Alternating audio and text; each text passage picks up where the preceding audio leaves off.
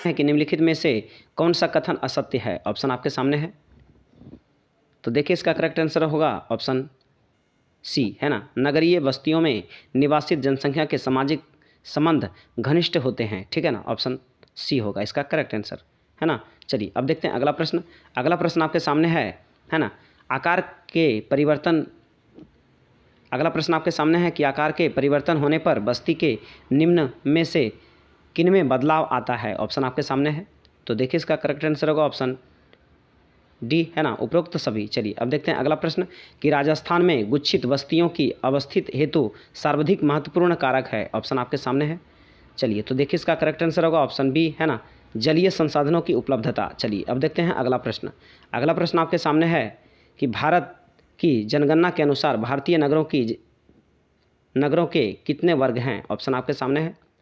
चलिए तो देखिए इसका करेक्ट आंसर होगा ऑप्शन डी, है ना, 6। चलिए अब देखते हैं अगला प्रश्न। अगला प्रश्न आपके सामने है कि वर्ष 2011 की जनगणना के अनुसार, है ना, जनगणना के अनुसार भारत की कुल जनसंख्या में नगरीय जनसंख्या का प्रतिशत क्या रहा, ये आपको बताना है। ऑप्शन आपके सामने है। चलिए तो देखिए इसका करेक्ट आंसर होगा ऑप्शन बी, है ना, 27.78। अगला प्रश्न देखते हैं। अगला प्रश्न आपके सामने है कि वर्ष 2011 में भारत जनगणना में, है ना, भारत जनगणना में, है ना, भारत में 10 लाख से अधिक जनसंख्या वाले महानगरों की संख्या रही, क्या रही, आपको बताना है। ऑप्शन आपके सामने है। चलिए तो देखिए इसका करेक्ट आंसर होगा ऑप्शन ए, है ना, 35। चलिए अब देखते हैं अगला प्रश्न। अगला प्रश्न आपके सामने है कि वर्ष 2011 में भारत में मेगा नगरों की संख्या कितनी रही, ठीक है ना, ये आपको बताना है। ऑप्शन आपके सामने है। चलिए तो देखिए इसका करेक्ट आंसर होगा ऑप्शन सी, है ना, 8। चलिए अब देखते हैं अगला प्रश्न कि निम्नलिखित में से कौन सा भारतीय नगर, है ना, गैरीसन नगर की श्रेणी में नहीं है, ये आपको बताना है। ऑप्शन आपके सामने है। चलिए तो देखिए इसका करेक्ट आंसर होगा ऑप्शन ए, है ना, अजमेर। चलिए अब देखते हैं अगला प्रश्न।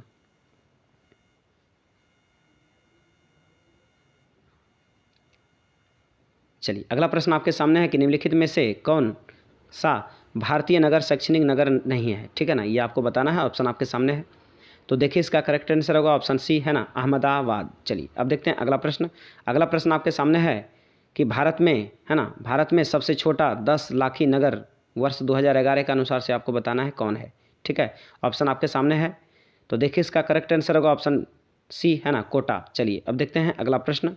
अगला प्रश्न आपके सामने है कि निम्न में सुमेलित, है ना, कीजिए तथा नीचे दिए गए कूट किससे सही उत्तर चुनिए, ठीक है ना, ये आपको बताना है। यहाँ पे देखिए नगरों के प्रकार दिए हुए हैं और इधर नगर लिखा हुआ है, ठीक है। आपको देखना है ना, इन सभी में, ठीक है, कि कौन सा ये मेल किसके साथ खा रहा है, और ये आपके सामने यहाँ पे दिया हुआ है ऑप्शन, ठीक है ना। तो देखिए इसका करेक्ट आंसर होगा ऑप्शन ए, है ना, यानी कि ए का बी में जाएगा, ठीक है, इसके बाद 2 का ए में जाएगा, ठीक है, और 3 का डी में जाएगा, ठीक है, और 4 का सी में जाएगा। कहने का अर्थ है कि प्रशासनिक नगर जो है चंडीगढ़ में है, औद्योगिक नगर भिलाई में है, शैक्षणिक नगर रुड़की में है, और पर्यटन नगर शिमला में है, ठीक है ना।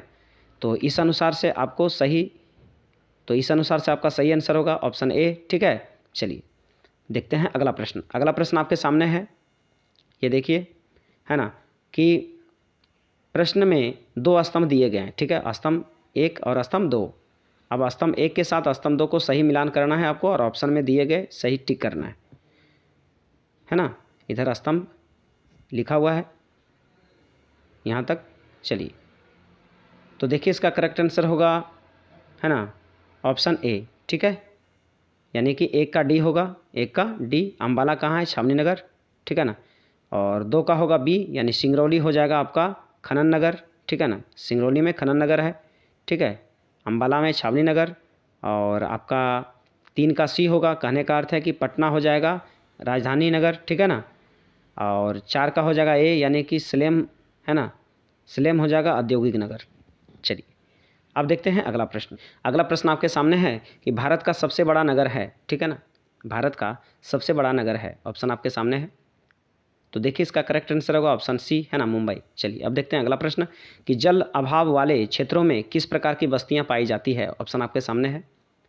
तो देखिए इसका करेक्ट आंसर होगा ऑप्शन बी, है ना, प्रकीर्ण। चलिए अब देखते हैं अगला प्रश्न। अगला प्रश्न आपके सामने है कि निम्नलिखित में से कौन राजधानी नगर है। ऑप्शन आपके सामने है, तो देखिए इसका करेक्ट आंसर होगा ऑप्शन सी, है ना, चंडीगढ़। चलिए अब देखते हैं अगला प्रश्न कि निम्नलिखित में कौन प्राचीन नगर है। ऑप्शन आपके सामने है, तो देखिए इसका करेक्ट आंसर होगा ऑप्शन सी, है ना, पटना। चलिए अब देखते हैं अगला प्रश्न। अगला प्रश्न आपके सामने है कि जमशेदपुर किस प्रकार का नगर है, ठीक है ना। ऑप्शन आपके सामने है, तो देखिए इसका करेक्ट आंसर होगा ऑप्शन ए, है ना, औद्योगिक। चलिए अब अगला प्रश्न आपके सामने है कि भारत का सबसे बड़ा नगर कौन है। ऑप्शन आपके सामने है, तो देखिए इसका करेक्ट आंसर होगा ऑप्शन डी, है ना, मुंबई। चलिए अब देखते हैं अगला प्रश्न। अगला प्रश्न आपके सामने है कि भिलाई किस वर्ग का नगर है। ऑप्शन आपके सामने है, तो देखिए इसका करेक्ट आंसर होगा ऑप्शन ए, है ना, औद्योगिक नगर। चलिए अब देखते हैं अगला प्रश्न कि उदयपुर नगर किस राज्य में स्थित है। ऑप्शन आपके सामने है, तो देखिए इसका करेक्ट आंसर होगा ऑप्शन डी, है ना, राजस्थान में। चलिए अब देखते हैं अगला प्रश्न।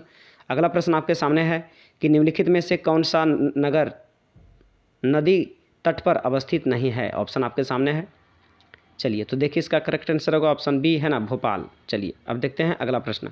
अगला प्रश्न आपके सामने है कि भारत की जनगणना के अनुसार, है ना, निम्नलिखित में से कौन सी विशेषता नगर की परिभाषा का अंग नहीं है, है ना। ऑप्शन आपके सामने है, चलिए तो देखिए इसका करेक्ट आंसर होगा ऑप्शन सी, है ना, 75% से अधिक जनसंख्या का प्राथमिक खंड में संलग्न होना, ये क्या है, अंग नहीं है, ठीक है। चलिए अब देखते हैं अगला प्रश्न। अगला प्रश्न आपके सामने है कि निम्नलिखित में से किस पर्यावरण में परिक्षिप्त ग्रामीण बस्तियों की अपेक्षा नहीं की जा सकती। ऑप्शन आपके सामने है, चलिए तो देखिए इसका करेक्ट आंसर होगा ऑप्शन ए, है ना, गंगा का जलोढ़ मैदान। चलिए अब देखते हैं अगला प्रश्न। अगला प्रश्न आपके सामने है कि निम्नलिखित में से नगरों का कौन सा वर्ग, है ना, अपने पदानुक्रम के अनुसार क्रमबद्ध है, यानी कि 2011 के अनुसार से आपको बताना है, ठीक है।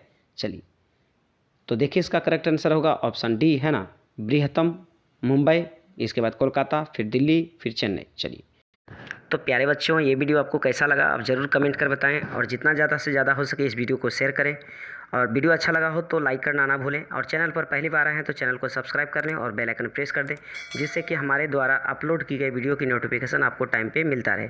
तो चलिए हम फिर मिलते हैं नेक्स्ट वीडियो में, तब तक के लिए जय हिंद, जय भारत, वंदे मातरम।